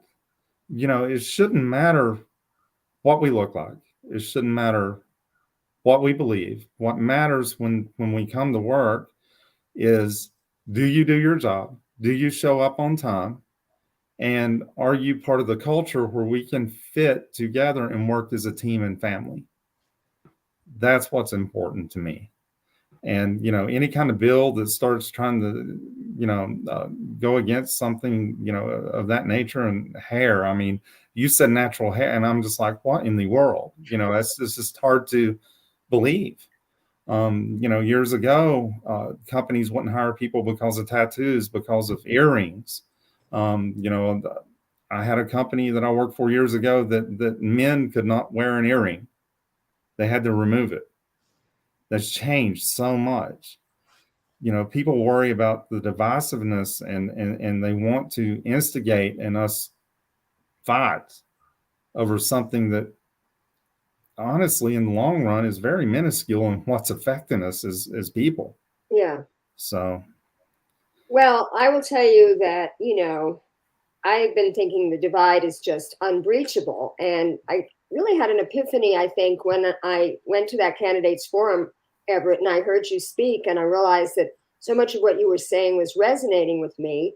And that's why I was kind of trying to figure out, well, why is this guy a Republican? He seems to be supporting these democratic values, but, I don't think you answered that question adequately. I'm not going to push the question, but I do want to elaborate on your point that you made at that forum, your opening statement, which you just alluded to about the divisiveness. And I want to ask you both, clearly, we've gotten more divided as a country. I mean, we even have our own media now. So, remember when I was young, and I'm dating myself, we used to watch Walter Cronkite. There was like 3 networks, and everybody would watch Walter Cronkite. And it was said that when he turned against the Vietnam War, the rest of the country followed. Now we don't have that anymore. People watch their own news. They have their own set of facts. And it seems like never the twain shall meet. How do you think we're going to get around this divisiveness? And I'll ask it specifically, if you got elected, and you became the representative from this district, how do you intend to work with members of the opposite party in the House? Start with you, Eric. I mean, in the end, you have to build relationships. That's really the key. I think part of the divisive issues in our country at the moment are because people don't, people are willing to say a lot more when they're typing onto a computer than they are if they're actually looking at each other in the eye, face to face. And you've got to build relationships with people. That doesn't mean you agree with everything. That doesn't mean you let them convince you of everything. But democracy is, and our constitutional system of government is based on the idea that we have to compromise in order to survive. The secret of American success is being able to work with each other to make progress. And a lot of that is personal relationships. And so I would certainly be willing to work and to get to know Republicans. There are lines that we don't cross, and that that we're going to disagree on, and we're going to vote differently on. But there are a lot of things that we can work on to accomplish together. And the three things that I talk about, I think we can work together to accomplish, with mental health care, with, making our environment better, with working with farmers and environmentalists, and in bringing high-speed internet to a lot of our rural communities. I think those are things that we can all agree on. And so I really, that's what I would do. I think that's how we begin to bridge this divide that's created. So it's kind of like the Julie Mayfield school of governing. In other words, she says there's just bills that they're just never going to support. So let's find the things that we already sort of agree on. That's what you're saying? Well, I think that's true initially. I mean, and I'm certainly hopeful that we can eventually, get a majority and convince Republicans to come around to my way of thinking. I think, you've got to push as far as you can, but in the end, just, sitting on other sides of the aisle and yelling at each other is not going to get us anywhere. Now, what about being more of an activist legislator? In other words, getting the citizens to contact their representatives, bringing the citizens to Raleigh for a citizens lobby day, getting the citizens to do protests. And I'm not speaking just off of the top of my head. This is the way a legislator, name of Shama Sawant, who's a socialist city councilwoman on the Seattle City Council, was able to get Seattle to be the first city to institute a $15 minimum wage, was able to get a tax on Amazon to support affordable housing by utilizing the constituents. She actually has a person on her staff called community organizer. Now, I know this is an unprofessional legislator, meaning they don't pay you to do this full time. And I was going to ask you if you thought they should, so we could fold that answer into the question. But I mean, would you think about how you can use the people to help you convince the opponents? Absolutely. I mean, there are things that I think, that there are different strategies for getting different things done, right? And I think bringing in the people to show the support and to give people a voice, I think that's really important. I think citizens should have a voice, and I think as a legislator, you can, be very helpful in facilitating that and bringing folks to Raleigh to talk to people and to, campaigns to write to their legislators, and I think that's something that's is really important. The second part of that question was a little bit different. Can you just say it one more time? Whether the legislature should be a professional legislature, so that people didn't have to be another job or be independently wealthy in order to serve as a representative. I'm certainly supportive of a system that allows everyday working people to serve, and the current system doesn't do that. I don't remember the exact number, but $13,000 a year, to spend basically half your time in Raleigh, most people can't do that. I'm very fortunate as a retired military member, and I have income from that. But for regular people to spend half of their time in Raleigh makes it almost impossible to live. And we need regular people, not retired or lawyers or folks that are independently wealthy to take all the seats in the House. You need a real diverse mix of people. And I think, part of that is raising the salary. I do think that is something that would make sense and would encourage people to serve or allow people to serve. Yeah, I was shocked when I moved here and set up a meeting with Julie Mayfield, and I found out she didn't even have a district office. We met at the Green Sage, and she has one staffer, I think, in Raleigh, one staffer. So Everett, I want to phrase the question a little differently for you, because you're going to be in the majority party. You don't necessarily have to get people to come and lobby, because whatever your party wants to do is going to get done. So what I want to change the question around to say, okay, so you seem to be more interested in paying for these social programs that your colleagues, historically have not wanted to pay for. How are you going to convince them if this is what you think your constituents want and need? Well, I mean, the first thing is as a leader, you have to be able to listen. And I don't think a lot of listening is going on because of the dissension between both parties. It's almost like a hatred match. You've got to chip away at that. You've got to bring up your points, and you can still agree to disagree. It's fine. That's part of being human. But you've got to chip away at it. And if the constituents, want something, and it's a good, move for the community, that's where, you need to encourage, even if you are the majority holder, you need to write these legislators. You need to send this letter to them and explain to them why you think this is beneficial, and do it in a respectful way, because you get a lot further with people when you're respectful is when you're, I don't know, angry and one-sided and not willing to listen. So. Well, yeah, I find citizen lobby meetings to be very effective, and lobbying days to be very effective. It doesn't have to be, a loud, noisy protest outside of somebody's office.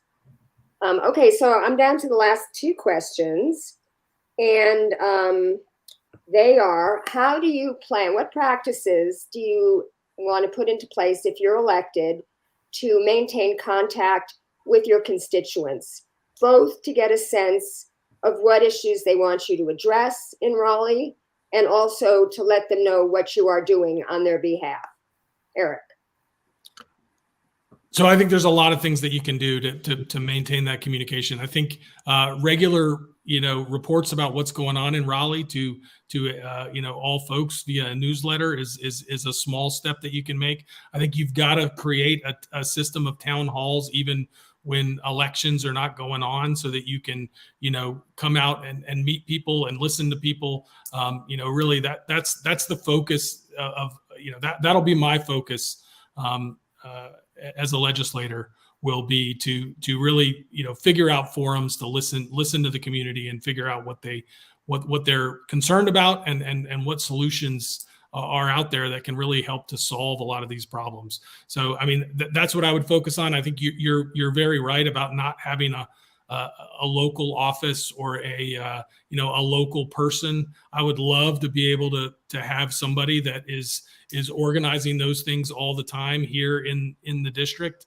It probably works for folks that live in Durham and go to Raleigh to work, they're in their district all the time. But especially for us folks out here in the West, I think Raleigh can often forget about the issues out here. And so it's really important to be able to listen to constituents here in Buncombe County and to bring those issues to Raleigh. Okay, Everett, how about you? Well, one thing that I have told folks is, when I'm not in Raleigh and there's a commissioners meeting or a city council meeting or a school board meeting, I want to be there, because that's getting with the people with the local issues to where, what's affecting them. And also I feel that it holds our local government a little more accountable when they see someone from Raleigh present occasionally.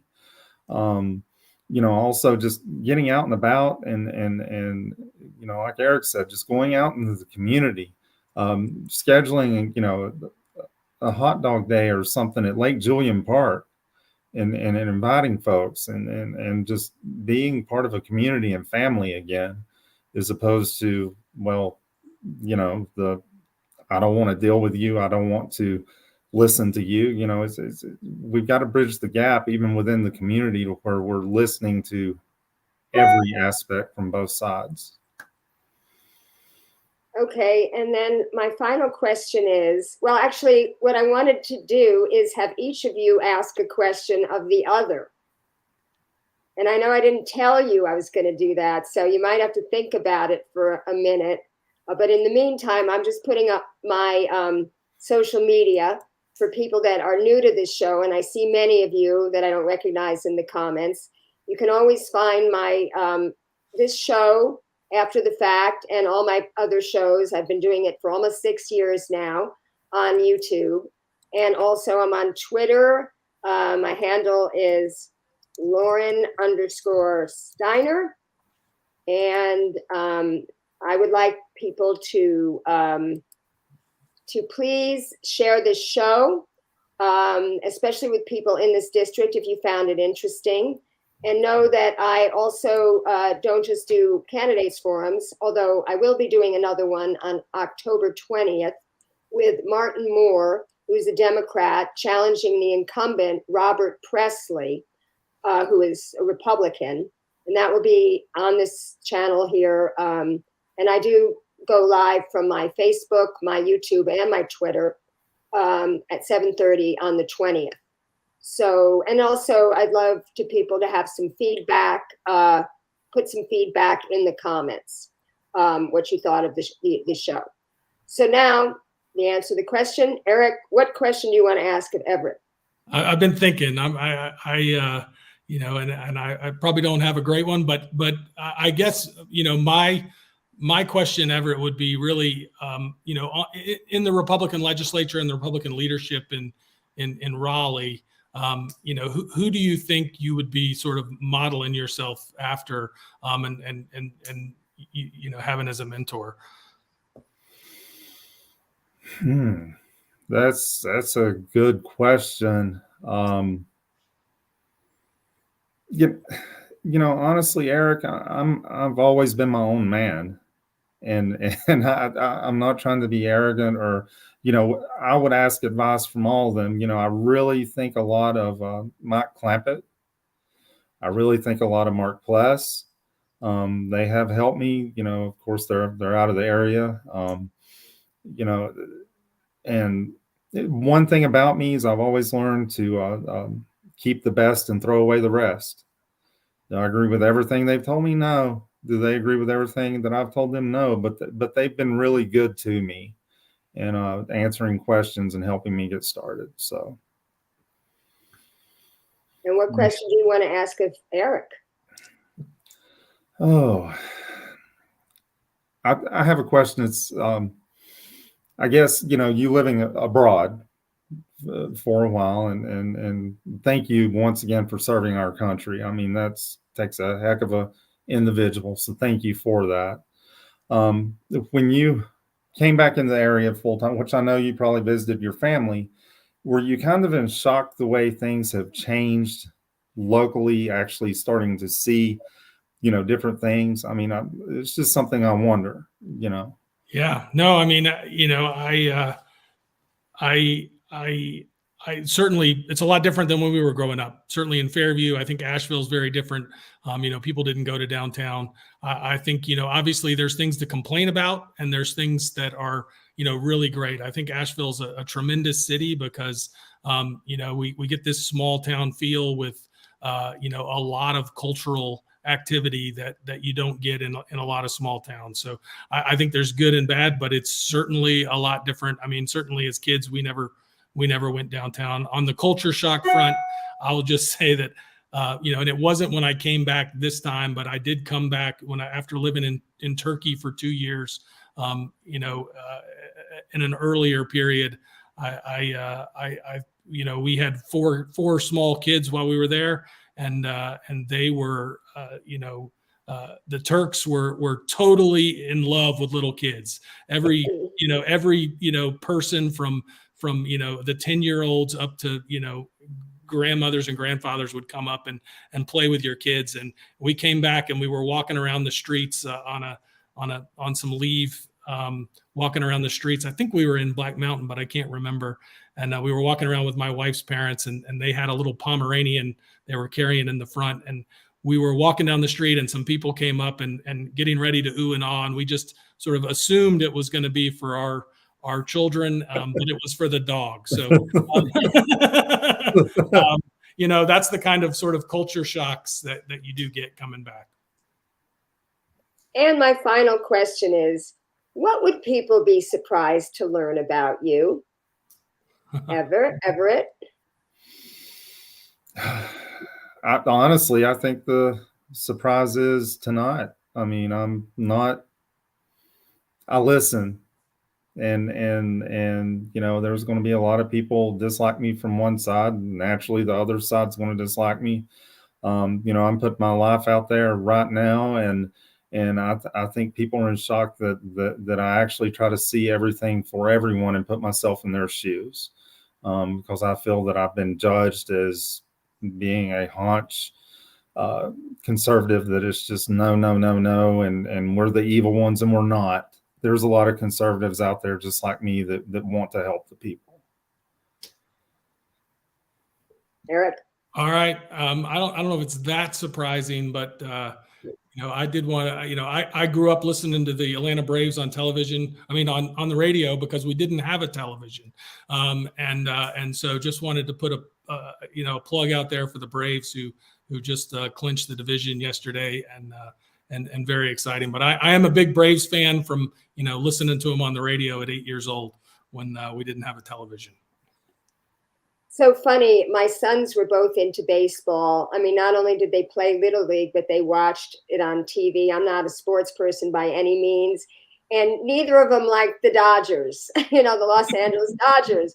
My older son liked the St. Louis Cardinals, and my younger son liked the Boston Red Sox. So go figure. Yeah, who knows? Yeah. Well, anyway, I want to thank you both for being on here and so staying for 2 hours. I feel like the length of time with just for one race really got people to be able to get to know you in a way that the other forums may not, with multiple other candidates. And it's very clear that you're both thoughtful, reasonable, caring people. And I am just very happy that I did this. And I have to tell you, I was arguing back and forth with somebody on Asheville politics. And to your point, Everett, she was basically saying, criticizing me for platforming somebody who would, if elected, would enable the fascist cabal to gain power, And that kind of talk is just not what we need in this country right now. This demonizing of the other, whether it's the left calling the right fascist, or I remember back when Hillary Clinton called the Republicans, deplorables, and the right, I don't know what the right calls us, but, socialist, I guess that's the biggest word they can throw out against us. Meanwhile, I always say that, if Medicare for all is socialism, so is the police department, so is the fire department, so are, public transportation, so is anything public good or service that's paid for by taxpayer dollars, right? Well, anyway, I digress. I want to thank you again for being on the show. I wish you great luck, both of you. Of course, I never reveal who I will vote for. I will tell people that I am registered independent. Used to be a Democrat, now I'm independent. So I hope that people feel that they got a lot of information. I'd be curious, not only comments about the show, but if you learned anything that changed who you're going to vote for based on this interview, I would really like to hear that. Not necessarily who you're going to vote for, but if this interview changed your mind, this is something I would like to know. So thank you very much, guys, and good luck to you. Thank you, Lauren. Thanks, everybody, for listening. Thank you. Good night. Good night.